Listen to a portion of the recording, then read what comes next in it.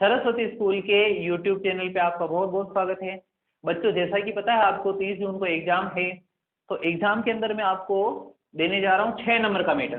6 number का matter यानी question number I think 27 और 28, 27वां या 28 या 29वां क्वेश्चन जो है 6 नंबर का आएगा आपके। उसमें से पक्का मान के चलिए 90% मान के चलिए 4-5 प्रमेय हैं, जिसमें से एक प्रमेय 100% बैठता है और इस बार भी बैठ जाए ऐसी मैं भगवान से प्रेयर कर रहा हूँ। और जो सबसे इम्पोर्टेंट जो प्रमेय है, 5 प्रमेय हैं जो टॉप मोस्ट प्रमेय हैं, वो मैं सारे आपको बताने जा रहा हूँ। पहले प्रमेय नंबर 1, सबके अलग अलग वीडियोज बनेंगे ताकि आपको देखने में आसानी रहे। आप जो है लगातार देखते रहना इस चैनल पे और लाइक और सब्सक्राइब करते रहना। तो बच्चों, जो ये आधारभूत आनुपातिकता प्रमेय है इसको थेल्स प्रमेय भी बोलते हैं। आधारभूत आनुपातिकता प्रमेय इसको बोला जाता है थेल्स प्रमेय। क्या बोला जाता है? थेल्स प्रमेय। इसके अंदर क्या है, ये है लेसन नंबर, अध्याय 11 है और प्रमेय नंबर है 11.1। प्रमेय नंबर है 11.1। इसके अंदर क्या कह रहा है पहले समझ लेते हैं। किसी त्रिभुज की एक भुजा के समांतर खींची गई रेखा। कोई त्रिभुज है जिसमें एक भुजा के समांतर एक रेखा खींची। किसी त्रिभुज की एक भुजा के समांतर खींची गई रेखा शेष दो भुजाओं को प्रतिच्छेद करे। निश्चित रूप से करेगी वो प्रतिच्छेद। तो यह दोनों भुजाओं को समान अनुपात में विभाजित करती है। कोई त्रिभुज है, मैं इसको दो भागों में बांट देता हूं ऐसे, क्योंकि फिर ये आएगा नहीं तो फिर दिक्कत होगी। किसी त्रिभुज, ये मैं पहले त्रिभुज बना देता हूं। यहां देखिए बच्चों थोड़ा ध्यान से, ये त्रिभुज है।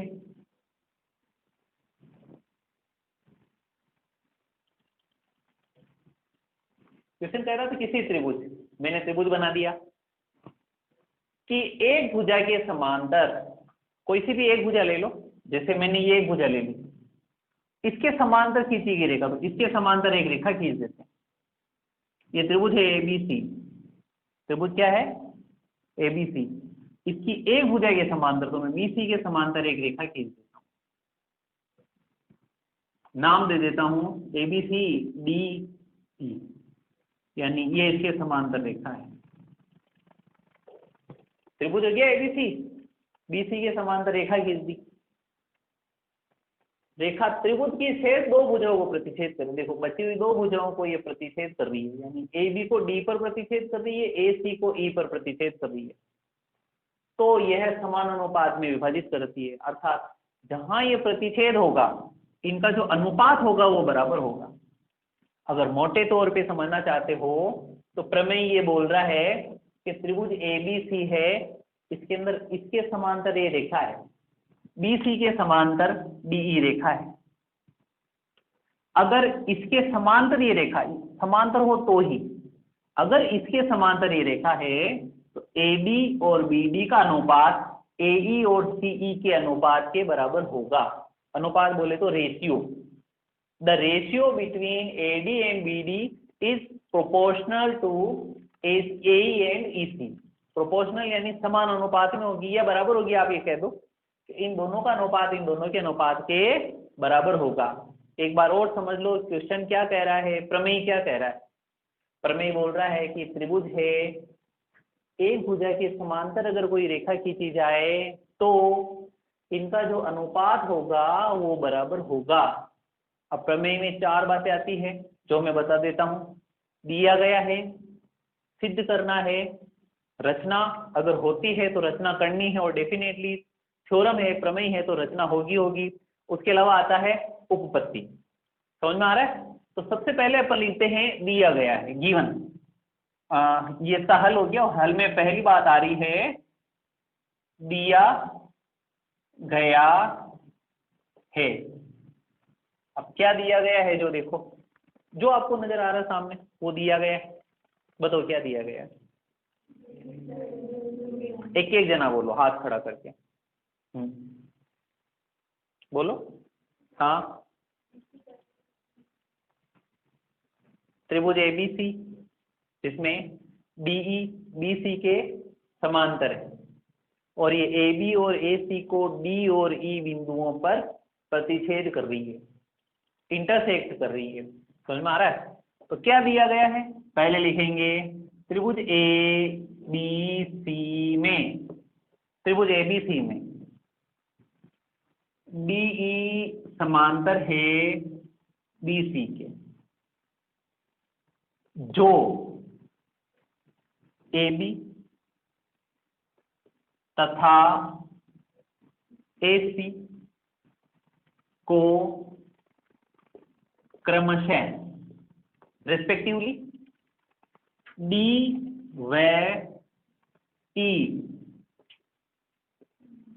बिंदुओं पर प्रतिच्छेद करती है। ये आपको दिया गया है। एक बार और देख लो क्या दिया गया है।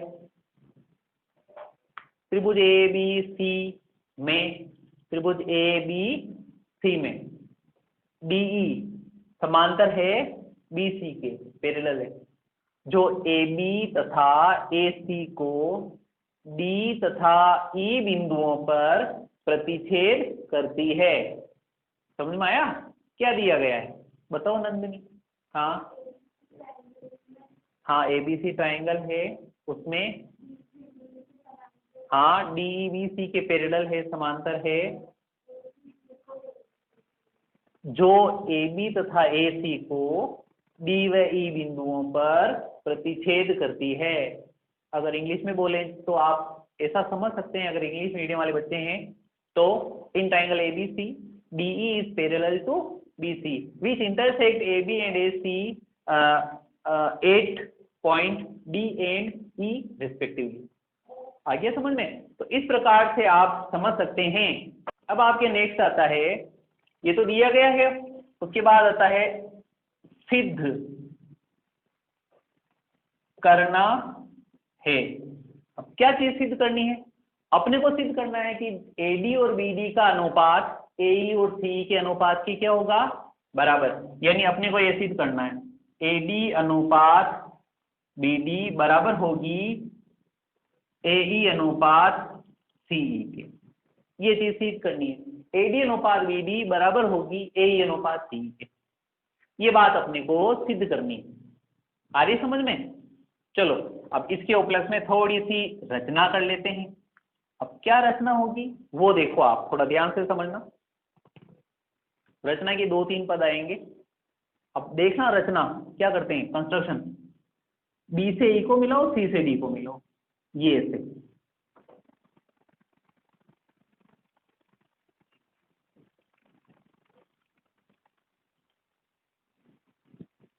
B को किससे मिलाया, E से, और C को किससे मिलाया, ये मैं यहां लिख देता हूं।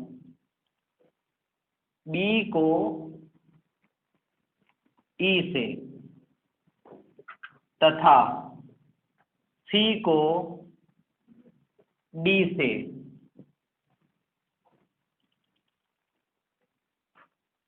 मिलाया।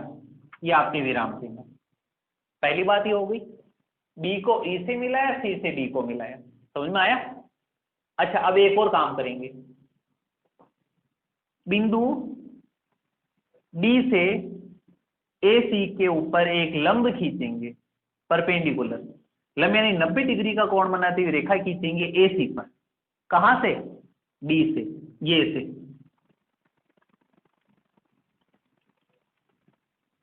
ABCDE, इसको F नाम दे देते हैं।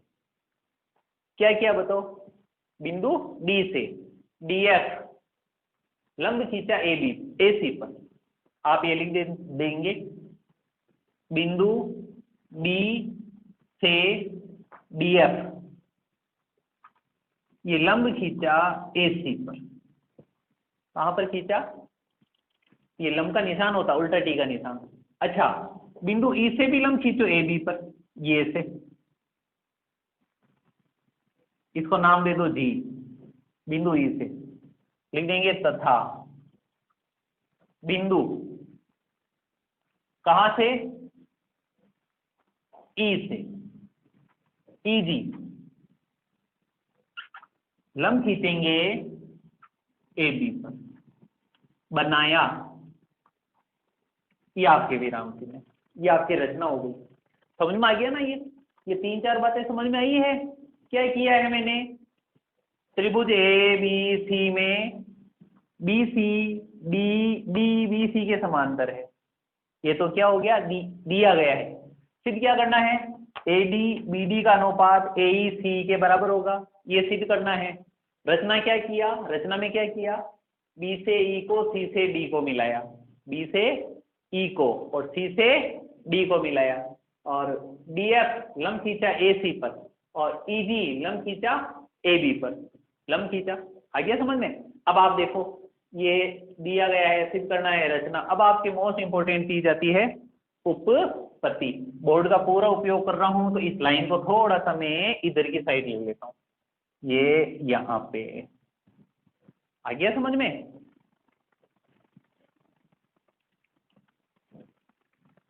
एक बात बता दूं मैं आपको, बच्चों कितने भी मेरे ये वीडियो देखना यूट्यूब पे, कभी भी मैं सिस्टम से भटकता नहीं हूँ, यानी सिस्टमेटिक तरीके से ही चलूंगा मैं आपके। ये ऐसा नहीं कि एक चीज यहाँ लिख दी, दूसरी या तीसरी वहां, ऐसा कभी नहीं करूंगा। अब आपके क्या आता है? उपपत्ति। उपपत्ति यानी सॉल्यूशन। अब आप थोड़ा सा गौर से देखना, ध्यान से देखना, 9th क्लास में भी पढ़ा है मैंने, पढ़ाया आपको। देखना इधर देखो, पहली बात, बी सी डी के समांतर, ये दोनों समांतर है नहीं है? बताओ, है? अच्छा, अब आपको इसमें 2 त्रिभुज देखने हैं, बहुत छोटा सा है, मस्त, बी डी ई त्रिभुज देखो, बी डी ई, और एक त्रिभुज देखो सी डी ई, दोनों का एक ही आधार डी ई है, नहीं? एक ही आधार डी ई है। देखो त्रिभुज बी डी ई को देखो और सी डी ई को देखो, बेस दोनों का एक ही बेस। बेस का मतलब जरूरी नहीं कि ये बेस हो, मैं इसकी बी सी की बात नहीं कर रहा हूं, मैं देखो B D E C D E, दोनों का एक ही आधार डी ई है, नहीं है? समझ में आ रहा है? अच्छा, ये दोनों त्रिभुज एक ही समांतर रेखाओं के बीच में स्थित है।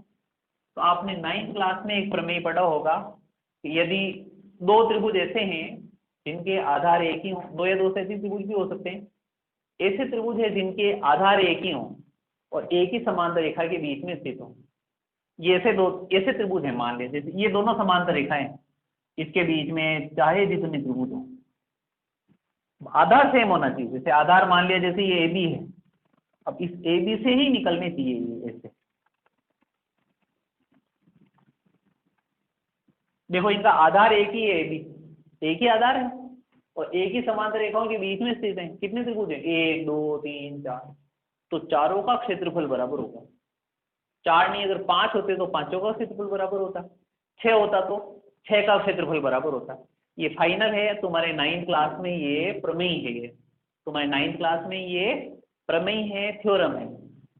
यदि किन्हीं 2 त्रिभुजों के, उसमें 2 लिखा हुआ होगा, इसमें बहुत सारे हो सकते हैं कि 1 या 2 से अधिक त्रिभुज हैं, उनके अगर आधार एक समान और एक ही समांतर रेखाओं के बीच में स्थित हैं तो उनके क्षेत्रफल बराबर होते हैं। तो चलो, तो अपन इसमें ये करते हैं। सबसे पहले देखो त्रिभुज B D E C D E, देखो दोनों का एक ही आधार डी ई, जरूर नहीं आधार नीचे ऊपर भी तो हो सकता है। दोनों का एक ही आधार डी ई और डी ई बी सी की क्या है? समांतर, अर्थात इन दोनों त्रिभुजों का क्षेत्रफल आपस में क्या होगा? बराबर होगा। तो यहाँ लाइन लिख रहा हूं मैं, त्रिभुज बी डी ई तथा त्रिभुज सी डी ई में, त्रिभुज बी डी ई तथा सी डी ई में दोनों का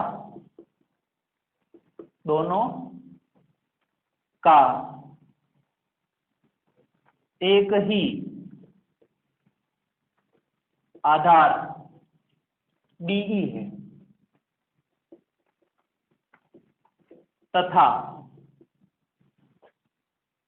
डीई समांतर है बीसी के, है नहीं है?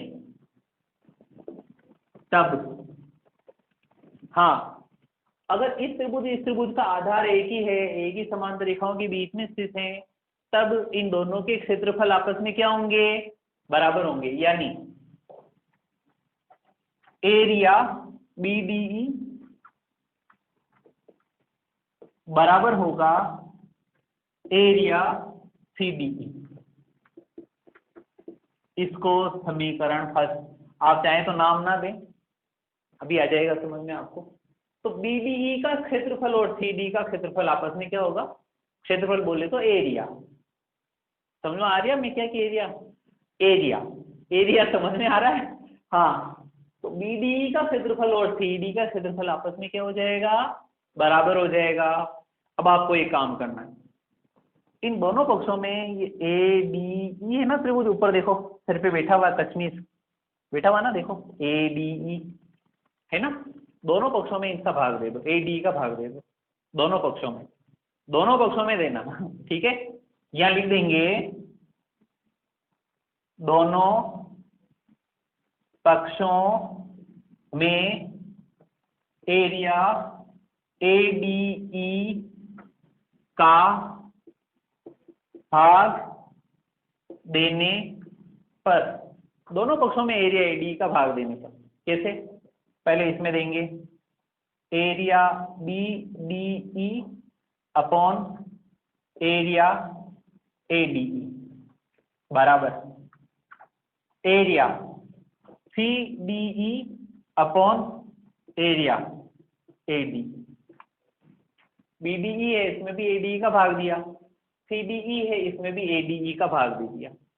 अब आप देखो, अब चार बातें आपको समझनी है, हो गया ये तो कोई विशेष बात नहीं है। अब ये लाइन खींची, BDE का एरिया यानी क्षेत्रफल, त्रिभुज का क्षेत्रफल, सूत्र आता है त्रिभुज के क्षेत्रफल का, क्या होगा बताओ। उससे पहले क्षेत्रफल से पहले अपन एक बात समझ लेते हैं, थोड़ा ध्यान से देखना, काम आएगी इसमें। ये जैसे मान लिया कोई त्रिभुज है, अगर मैं कौन सूत्र होता है 1/2 आधार इंटू ऊंचाई, 1/2 आधार BC है, आधार कितना है तो इसकी ऊंचाई क्या होगी बताओ, AB AC। ऊंचाई हमेशा लंबवत होती है, इस बात का ध्यान रखना। ये लंबवत है क्या, ये तो ये ऐसे मेरे को मेरी हाइट कितनी है, तो जमीन से आप देखना 90 डिग्री का एंगल बन रहा होगा, मेरी हाइट ये है, मैं क्या टेढ़ा हो गया फिर मैं थोड़ी हाइट बताऊंगा क्या, मैं परपेंडिकुलर होती, हाइट हमेशा लंबवत होती है, इस बात का ध्यान रखना। अब हाइट ऊंचाई कहाँ से निकलेगी जो देखना, अगर मैं त्रिभुज नाम दे दूं ABC, क्या नाम दे देता हूं, अगर मैं आधार BC मानूंगा, आधार क्या मानूंगा इसमें, बहुत बारीक चीज है ध्यान से समझना, आधार BC माना तो ऊंचाई कहां से निकलेगी A से। आधार अगर BC मानता, आधार किसी को तीनों भुजाओं में से किसी को भी आधार मान सकता हूं, ऊंचाई उसके लंबवत होनी चाहिए और तीसरे पॉइंट से निकलेगी। जैसे आधार BC है, ऊंचाई कहां से निकलेगी, A से जो लंब निकल रहा है वो उसकी ऊंचाई होगी, A से जो लंब निकलेगा, भुजा BC पर जो लंब होगा वो उसकी ऊंचाई होगी, इस बात का ध्यान रखना। जैसे अगर आधार BC है तो ऊंचाई A से एक लंब खींच दो BC के ऊपर, ऊंचाई ये होगी साहब। अच्छा, अगर आधार में अगर AC मानो, आधार क्या मानो, ऊंचाई कहां से निकलेगी, B से जो लंब निकले AC के ऊपर, ये B से जो लंब निकलेगा वो इसकी ऊंचाई होगी, हमेशा ध्यान रखना।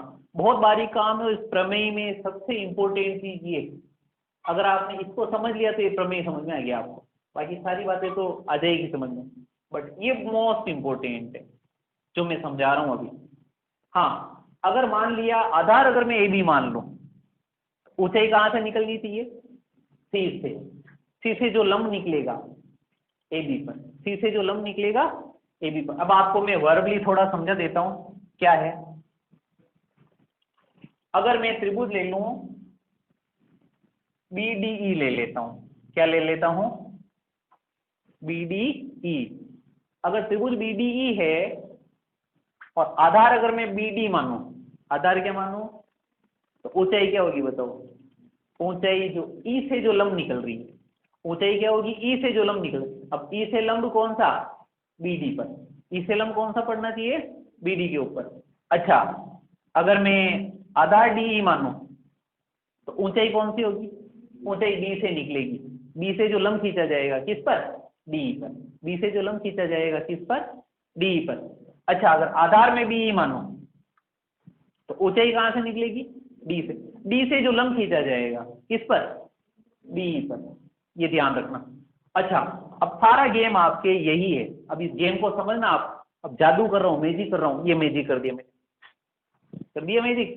चलो अब इसके अंदर देखते हैं, त्रिभुज बीडी, एक एक त्रिभुज का क्षेत्रफल आपको लिखना पड़ेगा, ध्यान से लिखना पड़ेगा। त्रिभुज बीडी, बीडी कहाँ है जो देखो, बी डी ई, आधार में बीडी मान रहा हूं, आधार क्या माना, यानी 1/2 इंटू बी डी। तो ऊंचाई कहां से निकलेगी, पहले तो इससे डिसाइड करो। आधार बी डी मान लिया तो ऊंचाई कहां से निकलेगी, ई से जो लंब होगा किस पर, बी डी पर। हाँ, आधार बी डी माना ना, तो ऊंचाई ई, तो ई बिंदु को पकड़ो, कहाँ ई, ये रहा, और इससे लंब कौन सा निकल रहा है, ई डी। ये बी डी के ऊपर ही लंब है, बी डी को आगे बढ़ाया और ये लंब खींच दिया। आगे बढ़ा के लंब खींच सकते हैं, जरूर नहीं भूजा पे आवे, आगे बढ़ा दो। तो ऊंचाई कौन सी होगी इसकी, ईजी होगी इसकी ऊंचाई। आप कहोगे ईजी कैसे हुई, बताऊं, त्रिभुज बीडीई को देखो, ये बीडीई जो है, आधार बीडी है, तो ऊंचाई नहीं है, कितनी ऊंचाई, कितना ऊंचाई है, इतना ऊंचाई है क्या त्रिभुज, या इतना ऊंचा है या इतना ऊंचाई है, देखो इस त्रिभुज की ऊंचाई क्या होगी, ये या ये, यही होगी ना, ऊंचाई ईजी होगी सारी। अच्छा, अब देखो त्रिभुज एडी को देखो, त्रिभुज कौन सा देखो, एडी, आधार में एडी मान रहा हूं, यानी 1/2 इंटू एडी। तो ऊंचाई कहां से निकलनी चाहिए बताओ, ई से। हाँ, ये रहा त्रिभुज एडीई, ऊंचाई कहां से निकलेगी, ई से, कौन सी, ईडी।